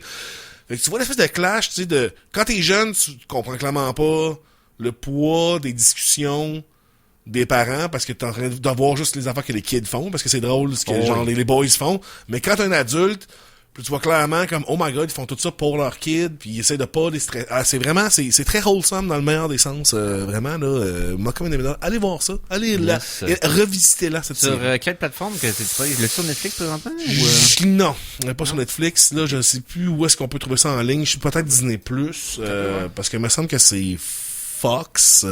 Donc, Parce que je sais que sur une des plateformes que je suis abonné est disponible. Ok. Je me rappelle c'est laquelle. Peut-être Prime. C'est... Peut-être Netflix. J'essaie de vérifier sur... disponible où ça? Oui, Disney+. Disney+. Malcolm in the Middle sur Disney+. Donc, vous êtes abonné, c'est disponible. Honnêtement, depuis qu'ils ont racheté Fox et qu'ils ont incorporé le contenu de Stars, Disney+ a passé de très programmation niche qui sert pas souvent à wow, ok, legit compétition à Prime commence à être dans les tales de Netflix. Nice. Tu sais, honnêtement, commence. On n'est pas rendu. Non, mais il faut commencer, hein? Oui, il y a du stock. Donc, ouais, Malcolm in the Middle sur Disney+. Je sais pas s'il y a même la version en français. Ça avait été traduit, ça? Oui, il me semble que c'est une bonne version. Il me semble que c'est bien traduit, en plus. Ouais, j'avais pas de souvenir que c'était... Ça, comme Seinfeld aussi, ça l'était. Ça avait passé à la TV pas longtemps. Ah, hein? pour vrai, en français? Oui. Moi, ça me fait en français. Ça a pas levé, je pense. Ça, Je sais tu pas si vois, on traduit toutes les saisons, là, mais... Je le sens moins en français, ça me fait. Parce que je l'avais écouté en français, genre... je sais pas, à Radio Cannes ou à V dans le temps. Je sais pas trop. Ouais. Genre, ouais, à V, il me semble que c'est genre l'affaire de V. Ouais, non, c'est ça. Wow, hey, V. La télévision. Tu sais, comme j'écoute beaucoup de séries télé, mais j'écoute jamais la télévision en tant que telle. Non. Ça me fait toujours drôle d'écouter la télévision. Ben, c'est quoi qui serait drôle? C'est d'écouter une pub, mais à radio ou la télévision. En fait, non, c'est pas weird, c'est normal. Alors, on va faire une petite pause de 3 minutes. On revient tout de suite après pour la suite et fin de l'épisode de cette semaine des Geeks. Contre-attaque. Et nous sommes de retour pour la suite et fin de cet épisode des Geeks Contre-attaque en ce samedi le 27 août 2022, épisode 510. Et je parlais tantôt que je faisais pas confiance à Konami. Je les ai déjà fait confiance. On vient d'entendre le thème de Castlevania. Ben oui, mais c'est donc ça. le Super Castlevania 4 au Super Nintendo. Et Il y avait tellement des bonnes franchises, il y avait tellement une belle approche. Et corrompu jusqu'à l'os par le pachinko des casinos. Que veux-tu? Donc, on continue avec ce que tu as écouté dans la Dernière semaine. Oui. Ce matin, en fait, je suis d'arriver, j'ai écouté un vieux film que j'ai décidé de réécouter parce qu'il avait sorti une belle print en 4K. Oui. Et j'ai tellement été agréablement surpris, vraiment comme... Ce film-là est pas underrated, parce qu'il est très rated haut, mais underviewed. Il y a pas beaucoup de monde qui l'ont vu, puis c'est vraiment un film à voir, et c'est Collatéral. Oh, Michael Mann. De Michael Mann, exactement, avec de 2004. Jamie Foxx et Tom Cruise. Donc, Jamie Foxx, c'est un chauffeur de taxi qui se ramasse à faire le taxi pour Tom Cruise, qui est un tueur à gages. Et leur parcours devient un peu plus tortureux que ça devrait l'être. Mais ce qui est incroyable, c'est vraiment la photographie de ce film-là est vraiment, vraiment extrêmement belle, mais c'est tout très désaturé. On dirait presque que c'est en noir et blanc. Et une chose que je trouvais vraiment intéressante, c'est que le personnage de Tom Cruise, il est lui aussi tout gris. Il a les cheveux gris, il est habillé en gris. Il a juste il est fait pour se fondre dans le décor. Michael Mann voulait que le personnage de Vincent, qui soit un tueur à gages, ce personnage-là puisse rentrer n'importe où, sortir n'importe où sans que personne ne le remarque. Et pour ça, il a fait faire à Tom Cruise des livraisons en FedEx pour puis le faire pratiquer ce que le monde le remarque pas. OK. Ça, j'ai trouvé ça vraiment nice, parce que Tom Cruise là-dedans, il est bon, là, la tension est là. C'est un masterclass de tension, ça. C'est vraiment là, c'est beaucoup de dialogue, de regard, mais on sent la tension monter juste par les dialogues. Donc vraiment. Parce que c'est un de ces rares films, parce qu'on parlait tout tantôt des projets vaniteux de Mike Myers. On a parlé de ça en ondes ou hors d'ondes? Je me rappelle plus. On jase tout le temps, vous comprenez. Et non, je pense que c'est hors d'ondes qu'on a parlé. Tout ça pour dire que Collatéral est ce genre de film de Tom Cruise où c'est que t'as pas l'impression que c'est un véhicule de Tom Cruise. Non. C'est un film produit par Tom Cruise. C'est Tom Cruise, l'acteur, se fait engager pour interpréter un rôle spécifique. Ouais. Et cet acteur-là décide de mettre la gomme pour s'impliquer à 100% dans le rôle pour être sûr que sa technique d'utiliser l'arme à feu est exactement la bonne selon des experts en arme à feu puis en opération tactique militaire. Il ne niaise pas ce personnage quand il tire sur quelqu'un. Là. Ce n'est que de l'efficacité. Il n'y a rien qui est là pour la fioriture puis faire des belles scènes aussi. Non. C'est trop efficace, pas de taponnage puis 3 balles, 2 dans le cœur, 1 dans la tête, bababam. C'est une des versions les plus cool d'un assassin, d'un tueur à gages dans la vie de tous les jours. Ou c'est que là, tu te ramasserais quelqu'un de normal dans son quotidien, comment il réagirait, comment il te parlerait, comment il utilise la personne qui est avec lui parce qu'il en a besoin. C'est fascinant, ce film-là. Honnêtement, là, quand je l'ai réécouté, ça a été une très, très, très, très, très, très belle surprise. La chimie entre Tom Cruise puis Jamie est vraiment là. Jamie est vraiment bon dans ce film-là. Ah oui. Il a l'air d'un gars vraiment normal. Pis c'est pas évident de jouer un gars normal, quand même. Non. Tu sais, ça a l'air niaiseux, là, jouer quelqu'un de normal au cinéma, mais faut être bon pour ça quand même. Ah oui. Puis la chimie est vraiment là. Honnêtement, là, ça m'a, quand j'ai vu ce film-là, j'ai comme, Tom Cruise, c'est vraiment dans les top acteurs quand même, là. Oh. C'est dans les top. Pour ce qui est d'un film d'action ou un suspense, il est quand même legit, là. Parce que, tu sais, on a beau rire de lui, puis sa vie personnelle, puis de la scientologie, puis là, mais tu sais, je me rappelle de films qui m'ont fessé de films d'action là, dans les 30 dernières années. Là. Tu sais, puis 30, quasiment 40. Là. Hey, c'est pas drôle. Ce gars-là était un big star dans les années 80. Oh, oui, c'est ça fait longtemps que c'est une star. Là. Ça fait pas 5 ans. Là. Ça fait parce que, tu sais, Top Gun Maverick vient de bûcher le box-office, puis on parle de janvier 2022. Puis c'était la star de Top Gun en 86, puis de Cocktail, Days of Thunder, name it. Là. Oui, ça fait longtemps qu'il est une méga star. Puis tu sais, je me rappelle, mettons, du Dernier Samouraï qui était écœurant. C'est sur ma liste de réécoute là, dans les prochaines semaines. Très bon, celui-là. Il y en a tellement. Valkyrie qui était pas méchant comme film aussi. Oui, effectivement. Enfin, il est bon. Non, Tom Cruise delivers. Tom Cruise Edge of Tomorrow, man. Oblivion, Edge of Tomorrow. Tom Cruise delivers. Ce gars-là, c'est un bon acteur. T'as bien beau pas aimer sa vie personnelle, justement, comme on dit, mais ce gars-là, il delivers tout le temps. Potentiellement la dernière véritable superstar du cinéma. Probablement. où ce que le gars, il est capable de faire naître n'importe quel projet à n'importe quel budget, puis il fait vendre des places à lui tout seul, là? Y en a-tu d'autres qui font ça? À ce degré-là. C'est Brad Pitt, non? Ouais, mais... Mais même à ça, Brad Pitt, mettons, je prends comme exemple Bullet Train qui s'en vient, là. Ouais. C'est clairement un véhicule de Brad Pitt, c'est comme personne va voir Mais ce en même film-là temps, il a à part pour Brad accepté Pitt. beaucoup de rôles, ce qui fait des rôles de Mais Brad des Pitt, rôles de soutien, tu sais. mais Brad Pitt, il est plus, il est encore plus un vrai acteur. Tom Ouais. Cruise, c'est une star. Exact. Parce que je pense que c'est même les autres acteurs, ils le voient comme dans une stratosphère qui est pas la leur. Ouais. Tu sais, il y a comme des mythes sur Tom Cruise, parce que les autres acteurs, ils savent pas où se mettre quand il est là. Tu sais, il est comme un autre... Non, ouais, il y a ouais. Fait que non, Collatéral, honnêtement, j'ai comme revu ça, j'étais comme wow, tu sais, quel jeu d'acteur incroyable, Tom Cruise, incroyable. Puis là, on n'a même pas parlé d'émission possible, on n'a même pas parlé d'interview qu'avait en plus. Non. Tu sais, je veux dire, ça finit plus la liste. Je regarde ses affaires pis c'est comme oh my god, c'est vrai qu'il était bon là-dedans. Ah oui, c'est vrai là-dedans. Ah oui, là-dedans il était bon. Ah ouais, c'était bon. Non, il y a un parcours vraiment intéressant ce gars-là quand même. On va faire sur sa liste des... mettons la liste des gros haters qu'il y a sur IMDb. Là. Je pense qu'on n'a même pas nommé à moitié encore. Non, mais non, c'est ça. Puis il y en a beaucoup, là. Ouais, c'est ça fait longtemps qu'il en fait des hits. Yes, autre chose. Oui, après ça, j'ai écouté le dernier film de B.J. Novak. Donc, B.J. Novak, pour les gens qui ont écouté The Office, c'est Ryan dans The Office. C'est un des scripteurs de The Office. Oui, exact, aussi. Donc, il a réalisé un film qui s'appelle Vengeance, et qui lui aussi joue dedans. C'est l'histoire d'un journaliste un peu, tu sais, yuppie de New York qui doit écrire sur un meurtre d'une fille qui a eu lieu au Texas. Mais ce faisant, il s'acoquine avec la culture locale, tu sais... Bon, c'est comme ouais. C'est quand même très... Le citadin qui se ramasse dans une place de redneck. Genre, tu sais, ouais. c'est un petit peu... Poisson en dehors de l'eau. Ouais, il y a un petit peu de ça, tu sais. C'est pas mauvais, là. Okay. Mais je l'ai réécouté, tu sais, comme j'ai remis des bouts ce matin pour me le remettre en tête et je me souvenais d'aucune scène. Oh. Fait que ce qui est pas super bon, ça, en général, là, comme film, mais... C'est en moins de 24 heures, tu l'oublies, là, pas bien. Ben non, mais j'ai écouté vraiment au début de la semaine. Ah, au c'est début sûr de la que, tu semaine, sais, puis j'ai fait mes notes ce matin. Donc, c'est sûr que c'était pas frais dans ma tête. Mais je me souviens, quand je l'ai écouté, j'étais pas comme satisfait, comme à plein de degrés, de comme, oh, wow, tu sais. Mais pour un premier film qui joue dedans, ça aurait pu être pire. Ouais.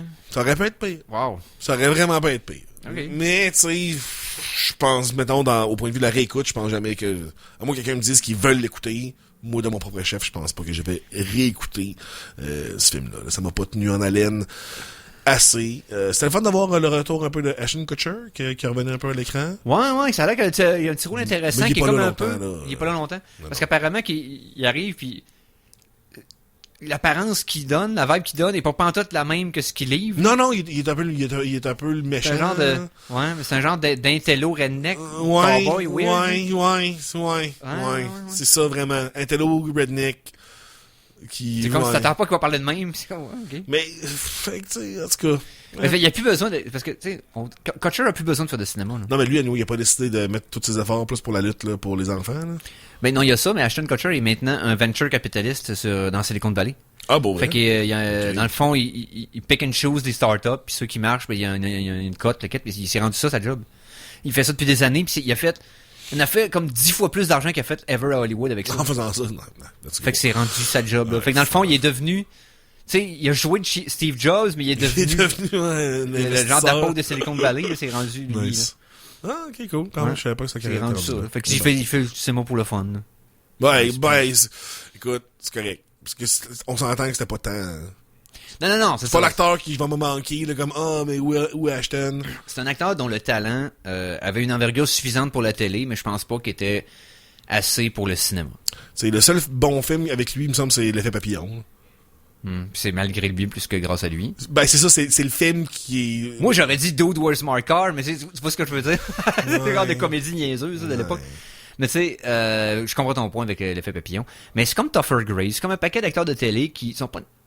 Il lui manque un petit edge pour dire que dans un film, parce que tu es pas capable de voir l'acteur disparaître dans son rôle. Parce que Topher Grace, c'est le Andrew Garfield de Wish. On a la vraie version avec Andrew Garfield. Non, c'est ça, c'est ouais, Andrew Garfield sur qui j'ai vu. Mais ouais. Fait qu'en tout cas, Vengeance, si vous tombez dessus et vous êtes des gros fans de tout le monde dans le projet, tu sais, vous pouvez l'écouter, mais je vous dirais que c'est pas tant le good times de... Tu sais, il y a... Le payback de la résolution de l'histoire est pas si hot que ça. C'est pas, tu sais... Ouais. Bon, bref, 15 minutes, parfait. Puis là, après ça, j'ai écouté un film que j'attendais quand même d'écouter depuis un bon petit bout. C'est le film je veux toujours dire Baz Luhrmann. Baz Luhrmann, son cousin Evil avec la moustache. Là, qui fait ses films pareils, mais pas bon. Univers parallèle. Exact. Donc, Bizarre Elvis. World. Oui, Elvis, Baz Luhrmann avec Tom Hanks et... comment il s'appelle? J'oublie aussi le nom du kid, qui est vraiment... je te dirais que le jeu d'acteur de Tom Hanks et de cet acteur-là, du kid dont j'oublie le nom, est vraiment ce qui tient le film au complet. OK, Austin Butler. Austin Butler, dans ce gars-là, il est donc ben un bon acteur. Parce que moi, je connais pas ce gars-là en tant que tel. J'ai jamais vraiment vu ailleurs, mais c'est Elvis, là. Comme la manière qu'il parle, la manière qu'il c'est lui qui chante en plus, là. OK. Wow! Okay. Je pense qu'il y a pas un acteur qui chante qui m'a plus fait comme, hey, t'es pareil que l'original depuis The Doors. OK, ouais. Parce que je regarde, il a fait beaucoup de rôles à la télé, Austin Butler. OK. Tu l'aurais pas... Il a fait des petits rôles dans Hannah Montana, dans CSI Miami, The Defenders. Toutes sortes d'affaires de même. Puis là, à ce que je peux voir, il était dans un des films de voyons, notre ami Kevin Smith, Yoga Hosers, avec la fille de Johnny Depp et sa fille à lui, là. Pas trop. Mais il était dans Once Upon a Time in Hollywood. Ah ouais, ok. Ah, il fait un des hippies. Un des hippies, celui qui est en cheval, là. C'est lui qui arrive à My Name is Death, là, blablabla. Exactement, Ouais, c'est vrai. Hey, ça ressemble donc bien pas là-dedans, c'est non, malade. hein? Wow, Est-ce qu'en voyant la face de ce gars-là, t'aurais pensé qu'il ressemble à Elvis? Jamais. Mais tu savais qu'il était supposé pendant, tu sais, comme il y a eu un switch pour Top Cruise avec Top Cruise avec Tom Gunn. C'était lui qui était supposé potentiellement faire le fils le rôle de Goose. Ouais, puis Goose, puis les deux acteurs étaient supposés faire le rôle de l'autre. Ouais, c'est ça. Mais les deux auraient été auraient fait la même job, je suis sûr. Mais en tout cas, lui dans Elvis, moi, honnêtement, OK, ben c'est parce que moi j'étais pas intrigué parce que j'aime pas le réalisateur Baz Luhrmann. Le style, je le trouve trop agressif, trop très énervé. Exubérant énervant, dans tous les sens. Tu sais, le genre de montage frénétique, t'as l'impression que t'es en train de faire un overdose de Red Bull pendant que t'écoutes ça. Je te dirais que dans ce film-là, il l'a, mais à des moments clés. OK, c'est pas tout le long. Non, tu sais, comme je te dirais que ça faisait longtemps, comme il y a un moment, le moment où est-ce que Elvis se présente pour la première fois sur la scène, puis qu'il se met à shaker, puis que là, les filles capotent, ça faisait longtemps que j'ai pas ressenti exactement comme, hey, wow, man, ça me rentre dedans 10 sur 10, là, qui genre, je suis pas hystérique dans la vie, là, mais là, man, je filais 100% à aller crier, man, la manière que le montage arrive, qui est là, puis se met à danser de plus en plus doucement, puis les filles, les réactions, le monde qui le regarde, lui, cette scène-là, j'étais comme, hey, man, j'ai le poil, ses bras quasiment, puis je suis pas tant un fan d'Elvis dans la vie, là. Non, c'est Elvis, ça. moi, c'est comme, ouais, j'en ai écouté, puis mais... Parce que, OK, Luhrmann, moi, je l'avais découvert comme la plupart du monde avec Roméo et Juliette, tu sais. Et tout de suite après qu'il a fait Moulin Rouge, puis Moulin Rouge, je le sais que c'est un classique pour bien du monde, là. Mais les tunes sont bonnes, mais le film est pas bon. J'ai activement pas aimé le film parce que le film faisait un gros effort pour que je l'arrête. Ouais. Le film, il fait comme... Ah, t'as-tu compris, là? C'est beau, c'est correct. Arrêtez de crier. Arrêtez. Ouais. Pis tu sais, McGregor est bon là-dedans, pis tout ça. Tout le monde est bon. C'est pas ce qu'il y a dans le film qui est le problème. C'est je veux pas voir mon film dans un blender. Ouais, là, c'est tu comprends? C'est comme too much. Fait que j'ai pas écouté Australia après. J'ai pas écouté Grace Gatsby. Hey, ça, c'était plate, man. Oh my god, que j'ai écouté je pense que j'ai dû essayer d'écouter 4 fois ce film-là, man. Puis à chaque fois, man... Je regarde ailleurs, puis je vais en faire d'autres choses. Puis le film est fini. OK. Fait que là, ça serait son retour en grande forme. Parce que moi, j'ai trouvé vraiment là, que son style était juste bien harnessed pour bien fitter avec le personnage. Tu sais, Elvis était quand même super exubérant, là, comme son character qui était sur la scène. Ce gars-là avait un charisme qui était... ça n'existait pas avant. Non, exactement. C'était du jamais vu à ce moment-là. C'est la première star mondiale de l'histoire de l'humanité. Genre. Star qui a été connue partout dans toute la planète. Oui. Il n'y en a pas eu avant parce qu'il n'y avait pas de médium pour les pousser partout dans le monde. Il était à la bonne place au bon moment avec la radio était là, la télé. Ouais. Puis Il a Tom commencé à Hanks faire des là-dedans, films. wow. Tom Hanks, c'est Ah un ouais? fat suit qui fait son manager. Il est tellement evil, ce monsieur-là, ça n'a pas de sens. Moi. Ah non, non, mais je veux dire, le colonel Tom Parker, je te dirais que c'est ses frères qui sont connus dans le monde de la musique. C'était ce qu'on dit en bon français, un définitif scumbag. Ah ouais, vraiment. Là. Mais dans le film, c'est le fun de voir Tom Hanks dans un vilain. Oui, Ça, c'est tu vrai, on sais, voit ça pas souvent. fait... Je me souviens pas, dans un Ben, film... Cloud Atlas, on le voit il y a-tu momentanément. un vilain là-dedans? Dans Matchstick Man, peut-être. Dans Matchstick Man? Ouais, c'est ça? Non, Non, Matchstick excuse-moi, Man, c'est Lady avec, Killers, Lady Killers. Ah oui, mais c'est une Ouais. comédie. Ouais, non, c'est ça. Là, ça, c'est comme... Il y a un rôle de comme... Il sinks his teeth into it. En plus, il y a comme beaucoup de costumes, beaucoup de maquillage, tu sais, comme il y a un fat suit, puis il y a un nez, puis tu sais. Fait que non, c'était le fun d'avoir Tom Hanks dans ce genre de rôle-là. Justement, moi aussi, ce que j'avais peur, c'était le montage. Là, puis là, tu sais, Ouais, c'est quand ça allait devenir le monde comme avec qui agressant. j'étais, même au début, t'es comme, ah man, faut qu'il se calme, là, tu sais. Puis au début du film, puis c'est pas long que les moments d'exubérance sont là, puis sont soutenus par le film, mais tout le reste du film, excuse-moi, Tu comprends qu'ils sont là pour appuyer c'est ça. que Puis tout le reste du film est là, pas... il faut que ça soit intense, et là, ça l'appuie. Au lieu d'être intense, t'as le temps. Là. C'est ça, c'est pas la méga party, puis je te dirais qu'il y a pas beaucoup de tonnes non plus. OK. Puis une affaire que j'ai vraiment aimé, et ça, j'étais surpris, c'était l'utilisation de la musique contemporaine dans le film, dans le sens, les tunes qu'on entend dans le film, OK. c'est pas du Elvis. OK. On entend du Elvis, on entend Elvis Oui. jouer sa musique, Oui. mais il y a plein de moments, mettons, que c'est une tune qui de 2021 là, qui joue. En background. Ouais, pis ça fit, ça fit. C'est ça l'affaire, ils mettent des affaires un peu qui ont l'air incongrues, mais Un non, peu, d'après, me fait penser ça à le fait, Knight's Tale. Avec Heath Ledger, là, c'est un Ouais, film médiéval qui a des ouais, tunes ouais, modernes ouais. dedans, puis que si tu finis par l'oublier, ça rehausse le film, mais sur le coup, ça refroidit. T'es comme, hein, pourquoi mais ils font ça? il y a un petit peu de ça parce que je me souviens d'avoir remarqué, j'étais comme, Ouais. tu sais, je me souviens comme, hey, c'est quand même courageux de mettre ce genre de musique là dans un film qui parle oui. d'Elvis, parce oui. que c'était comme une tonne quasiment d'un pop là, tu sais, de quoi de, j'étais comme, ça détonne dans le film, mais ça marche, honnêtement, Ok. ça marche. Fait que non, honnêtement, puis dans les films récents des dernières années de biographie d'artistes, il y en a eu quand même une coupe. Oui. Donc, tu sais, Queen, puis Rocketman. Ouais. Moi, j'avais préféré Rocketman à Queen. Sur le J'ai film. pas vu Rocketman, puis je veux C'est pas- vraiment bon, Rocketman. J'étais un gros fan de Bohemian, de Queen. Et pour ça, je veux pas voir Bohemian Rhapsody, parce que je sais que ce Ouais, film-là le film a été fait J'ai pas aimé le film. pour être complètement dilué, pour que le message soit pas réel, parce qu'il voulait pas que la vraie histoire sorte, parce que ça aurait été trop ouais. edgy. Peut-être. Puis c'est pour ça que Baron Cohen s'était fait tasser du projet. Ok. Puis je suis pas certain de Rami Malek. Pas en tout. Non, lui est bon. C'est pas lui le problème. Mais c'est parce que apparemment qu'il joue le C'est personnage. son personnage, man. C'est Parce un- qu'il joue... pour les fans de Queen, ceux qui en savent un peu sur Freddie Mercury, le personnage exubérant et over the top était seulement sur scène. Moi, En dehors de la là. scène, il était très subdued, il était très insécure comme artiste, puis Ouais. il cherchait constamment à s'améliorer, puis il était très self-conscious de ses performances. Alors que dans le film, apparemment, il est comme over the top tout le temps. Là. Il y a un C'était peu ça, décadé mais hors, il est c'est comme c'est moi, pas mais ça pour vrai. Une là. affaire que que j'ai vraiment pas aimé dans le film Queen, c'est que Freddie Mercury arrête pas de dire, tu sais, Queen is for everybody, comme cette band-là est pas à moi, il est à tout le monde, quelque chose du genre, tu sais, comme, Ok. cette band-là appartient à tout le monde, c'est pas juste nous autres, c'est plus grand que nous autres, mais il fait tous des mots full égoïstes, puis full, j'étais comme, fuck off, Ouais, man. non, le J'ai film pas m'intéresse aimé, pas. mais Elvis...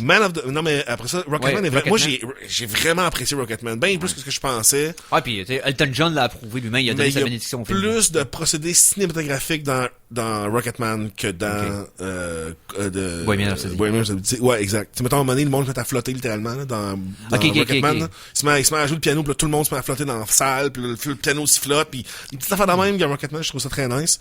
Mais il y a pas ça dans Elvis. Ok, Elvis, pas c'est beaucoup quand de, même... de dérapes artistiques pour essayer de faire une métaphore sur le moment. Il y en puis, a un petit peu, mais c'est bien plus dans les moments de montage, de, Ok. tu sais, tu vois des formes, tu vois, de faire la même, mais il y a pas, il y a pas de procédé cinématographique comme, justement, l'utilisation d'effets spéciaux, d'en faire de même pour, il y a pas tant ça dans Elvis. C'est très terre à terre. Mais s'il vous plaît, que le gars y ressemble. C'est terrible. Non, man, c'est...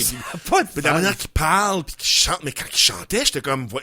il a fait que j'avais vérifié comme c'est qui chante, c'est l'acteur qui chante. Ils ont mis des bouts de Elvis à certains moments. OK. Entre autres, à la fin, là, quand on voit sa dernière prestation, si on veut, quand il est rendu vraiment gras, genre, puis là, il chante Unchained. La dernière fois qu'il chante Unchained Melody, puis on voit des extraits du show. Okay. On voit lui chanter, puis c'est après coupé avec des vrais bouts. Puis ça morphe avec le véritable show de... Man, wow!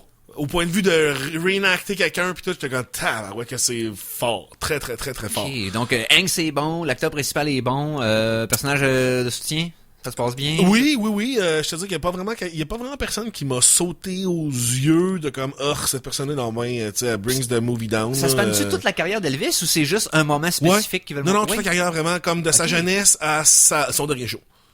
Wow. C'est vraiment toute sa vie au complet, sa Graceland, sa famille, parce que lui, je savais pas qu'il y avait toujours comme, il y avait un crew, man, lui, genre, il faisait vivre même de sa famille, puis ses amis, puis oui, c'est les OG, man. Tu sais, il était là, lui, let's go, venez-vous-en chez nous, tu sais. C'est la première, c'est le premier de son espèce dans beaucoup d'aspects de sa carrière professionnelle.